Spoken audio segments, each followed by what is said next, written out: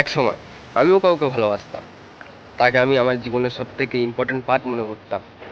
আমরা রাত জেগে সারা রাত কথা বলতাম, আর কথায় কথায় বলতাম যে আমি গরিব, আমার সঙ্গে তুই থাকতে পারবি তো, তোর ফ্যামিলিকে মানাতে পারবি তো।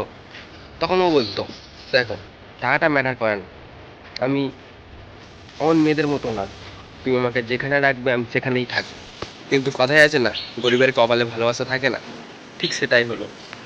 তারপর হঠাৎ করে একদিন ওর কল আসে, ও আমাকে বলে আমার বাবা মার জন্য ছেলে দেখছে, তুমিও তোমার মা বাবাকে পাঠাও। তখন আমি হঠাৎ করে চুপ করে গেলাম। তারপর আমি বললাম, ওই বেকার ছেলে, আর মা বাবাকে আমি পাঠাবো অপমান করার জন্য নাকি? আর ও আমাকে জবাবে কি দিয়েছিল জানো? জবাবে আমাকে বলেছিল, যখন তুমি কিছু করতে পারবো না তো আমি কিছু করতে পারবো না। তখন আমি কি করেছিলাম জানো? কাঁদছিলাম, ফাগুনের মতো কাঁদছিলাম, ওর হাতে পায়ে পড়ছিলাম যে আমাকে ছেড়ে যাস না, বাঁচু না তোকে ছাড়া আমি। কিন্তু আমার একটাও কথা শুনেনি।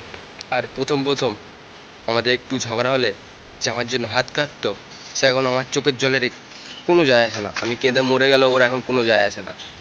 আর তুই এটা আমার সঙ্গে কেন করেছিস, কি জন্য করেছিস, সেটা তো আমি জানি না।